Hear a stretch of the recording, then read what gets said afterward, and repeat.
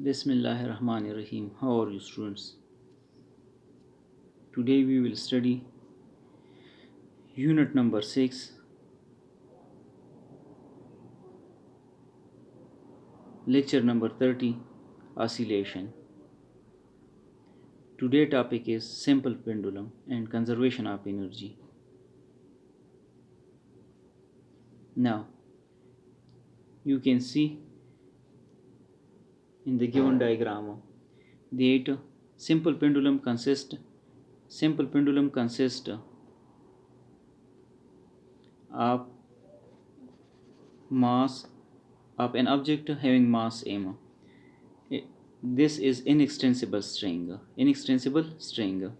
So two forces acting on the body. One is the tension in the string in the upward direction. Second is the weight of an object in the downward direction. The weight of an object is resolved into two components, this component and this component.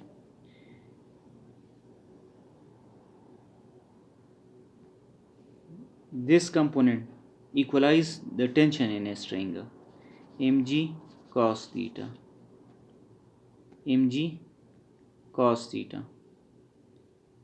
and this component is responsible for bringing the body back to its original position. Now, we know that F applied force is equal to minus F restoring force. So MA is the applied force and minus mg sine theta is the restoring force. So A is equal to minus g sine theta. Minus g sine theta is the acceleration produced by a force responsible for bringing the body back to its original position. Now, we know that sine theta is equal to perpendicular by hypotenuse. So sine theta is equal to, this is the theta, this is the perpendicular, and this is the hypotenuse. So length of perpendicular is equal to, this displacement is equal to x. So x divided by L, small l, you will write small l. Now x divided by L is equal to sine theta, and we know that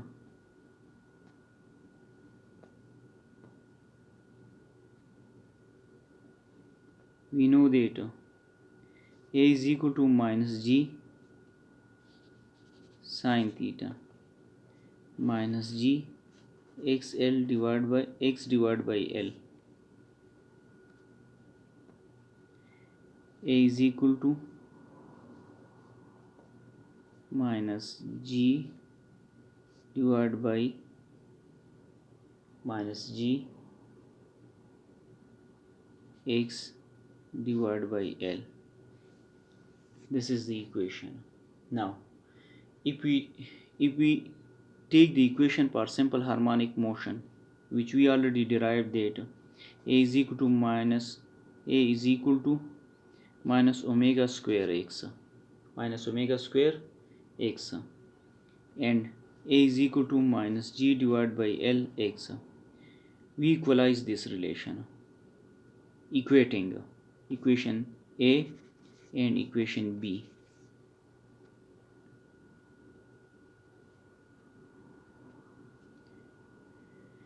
Minus g divided by x divided by L is equal to minus omega square x. X is cancelled, minus with minus, omega is equal to g divided by L taking square root.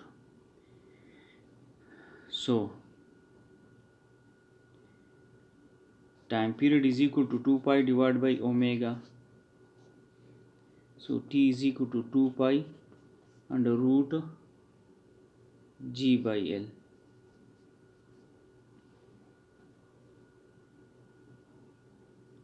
Now, from this equation, T is equal to 2 pi under root L by G.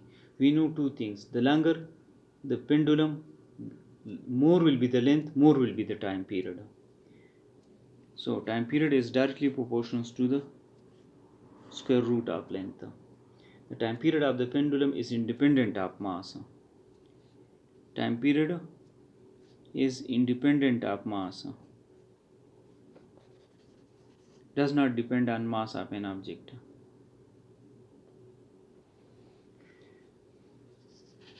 Now we are jumping to next topic.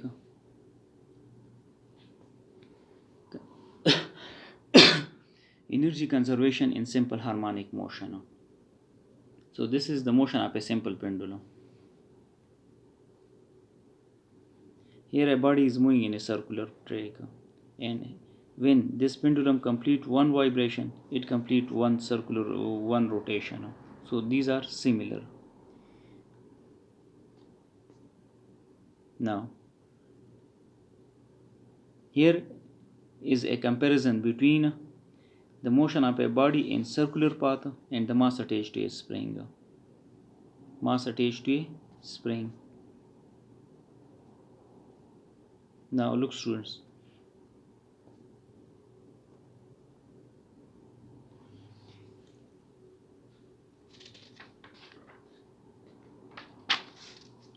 Energy conservation in case of simple harmonic motion. So here we will compare the motion of simple pendulum, circular motion and mass attached to a spring. Now as we know that when the body is at mean position, force acting on the body is zero, because at mean position, this is extreme position,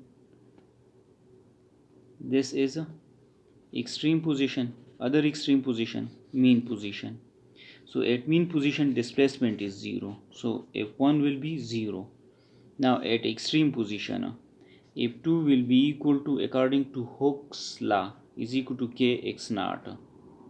X naught is the maximum amplitude. X naught is the maximum amplitude. So average force will be equal to F1 plus F2 divided by 2. So you will write 0 plus kx naught divided by 2. So F is equal to 1 divided by 2 kx naught.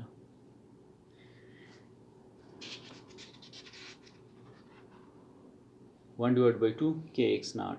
Now work is equal to, as we know that work is equal to F dot D, 1 divided by 2 kx naught dot x naught. So 1 divided by 2 kx naught square. This is the work done. This is the work done. But this work is stored in the body in the form of potential energy. So potential energy is equal to this work done will be equal to 1 divided by 2 kx naught square.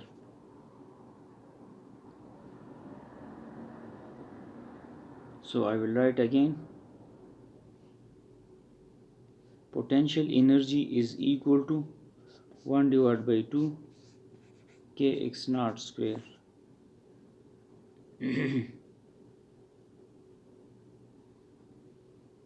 Now the next target is that we have to derive the relation for the kinetic energy. So kinetic energy is equal to half mv square. So we needs velocity. As we know that velocity is equal to, in simple harmonic motion we derived it is equal to r square minus x square. Now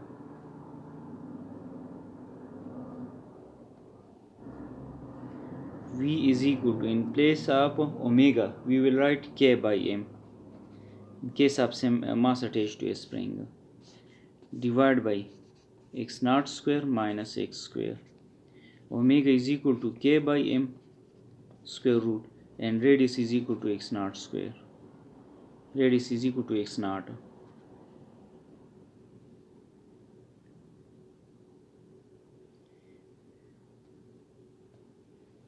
Now v square will taking square, so k divided by m and x naught square x square. This is the value of velocity. Multiplying mass on both sides, mv square is equal to k x naught square x square. We will write this, and kinetic energy will be equal to 1 divided by 2 m v square, and you will get the relation m divided by 2, putting the value of v square, k divided by m x naught square x square. So kinetic energy is equal to 1 divided by 2 kx naught square minus 1 divided by 2 kx square. So kinetic energy maximum, kinetic energy is equal to, for maximum value x will be equal to 0, 1 divided by 2 kx naught square. This is the maximum value of kinetic energy.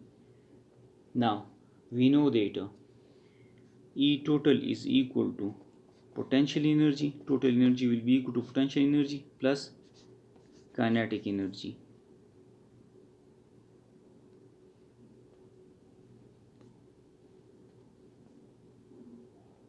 Potential energy and kinetic energy.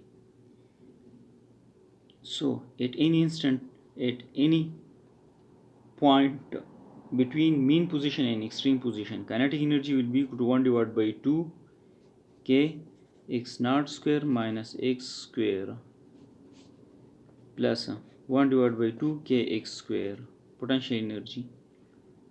So you will get E total will be equal to 1 divided by 2 kx naught square minus 1 divided by 2 kx square plus 1 divided by 2 kx square. This will be cancelled with this.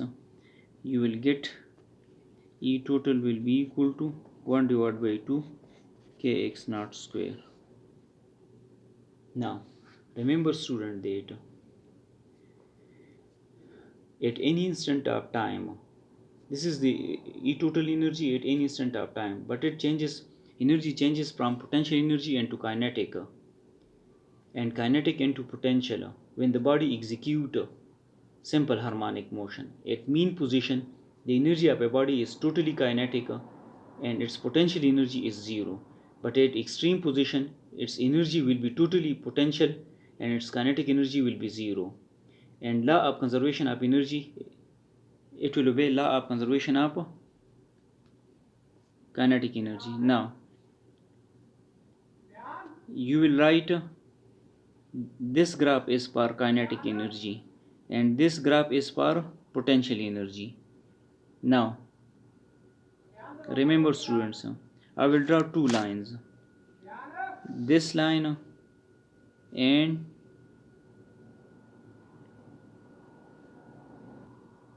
look students, if a simple pendulum is vibrating, take simple pendulum, this is extreme position, mean position, the other extreme position. Here velocity is 0, so kinetic energy will be 0. Here velocity is 0, here velocity is maximum.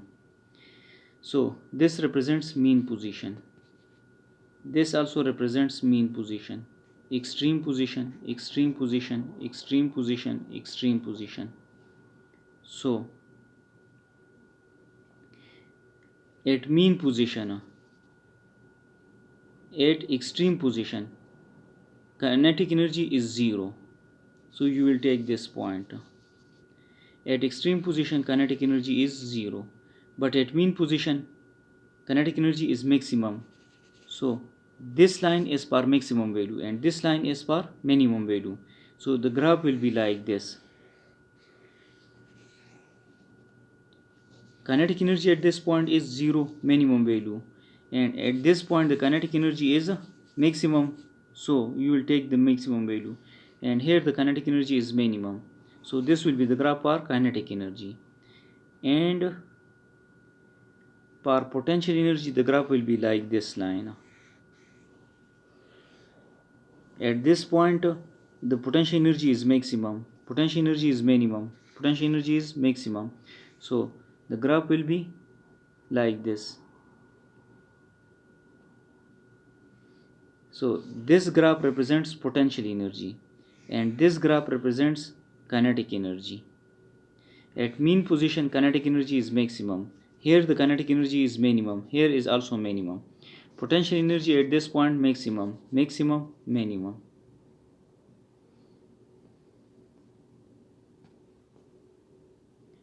Now you can see the graph.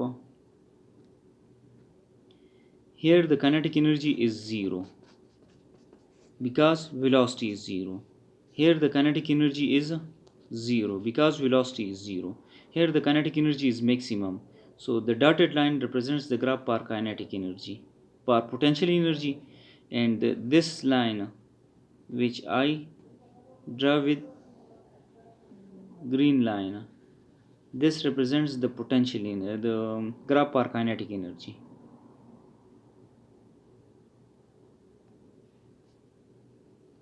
This is mass attached to a spring, which means that energy remain conserved. Now free oscillation and forced oscillation.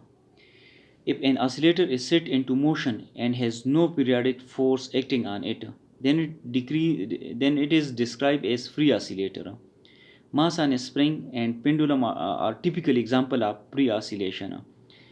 The oscillation which is under the effect of no external force. For example, simple pendulum is free oscillation because if an oscillation is under the effect of a continuous force or periodic force, it is called forced oscillation. And if an object is vibrating freely, is not under the effect of an external force, it is called free oscillation. Free oscillation. Now next, this is an example of resonance, natural oscillation, damped oscillation. So free oscillation,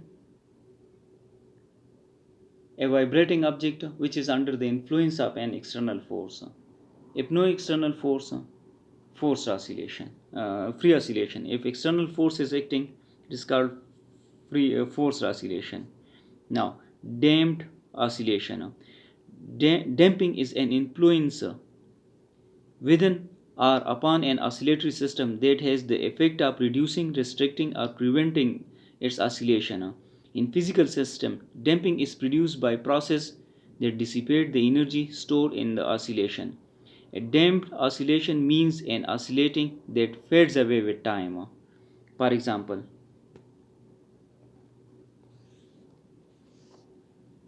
take an object like this. Here vibration is more, here it is less, decreasing with the passage and die away.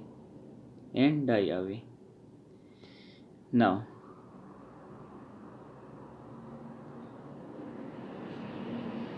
damping oscillation, oscillation with friction. In real world, dissipative forces such as friction between a block and a table exist.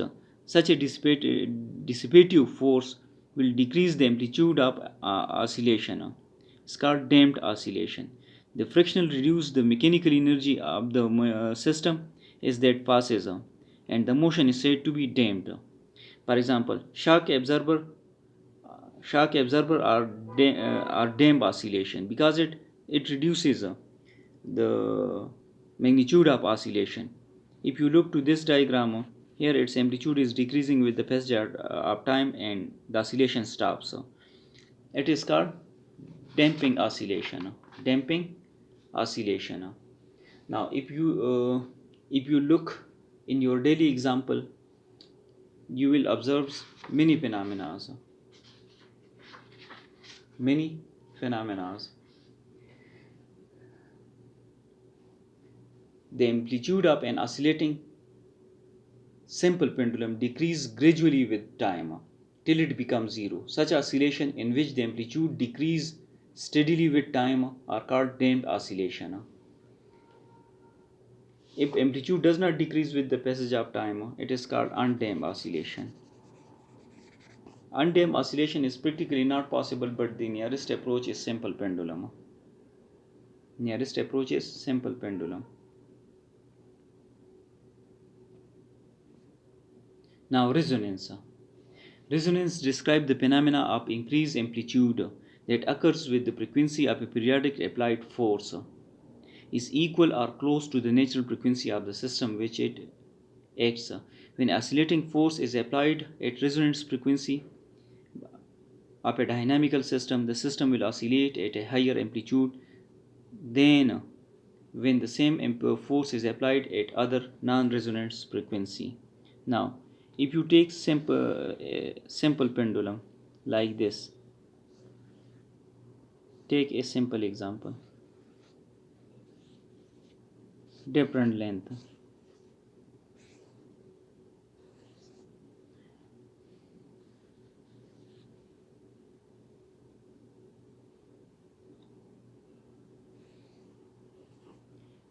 Let's say the time period of this pendulum, this one, is equal to the time period of this pendulum. When it is sit into vibration, after some time you will observe that this pendulum will also start vibration, this one. It will not, it will not, it will not, it will not, it will not, it will not. Only this one will start vibration. This one will start vibration. So the reason for this is when two object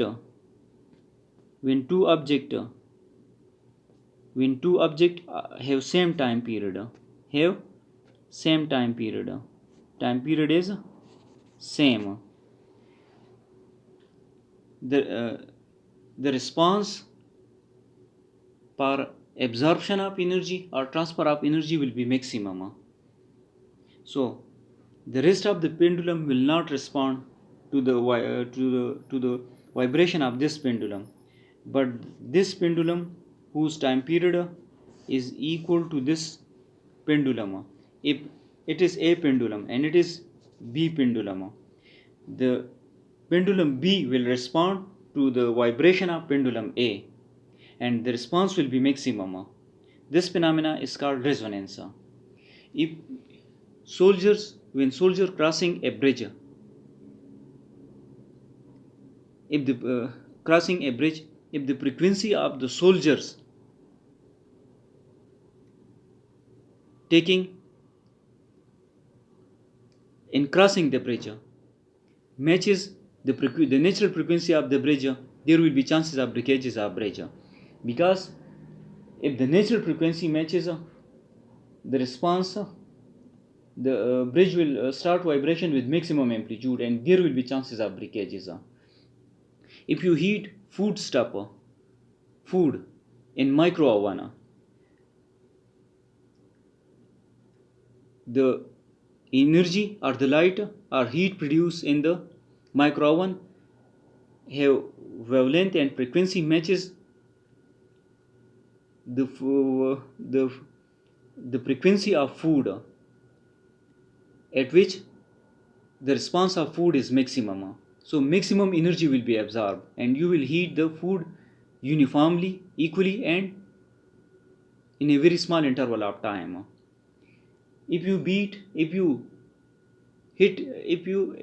take a vibrating tuning fork and the frequency of vibrating tuning fork matches the frequency of another object, for example glass, the glass will respond with maximum amplitude and there will be chances of breakages. In radio station, you hear the transmission at a particular frequency. When you set that frequency, the response of the radio receiver will be maximum for that frequency and only that frequency will be processed.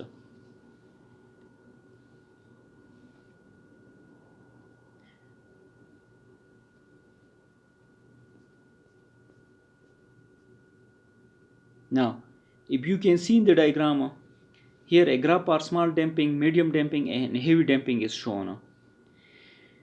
If damping is heavy, shock will be absorbed in a very small interval of time. And if damping is small, shock will be absorbed in a very large interval of time, or shock will be not absorbed. So in cars we need heavy damping, not to feel the jerk. Thank you, students. Wish you best of luck. Allah Hafiz.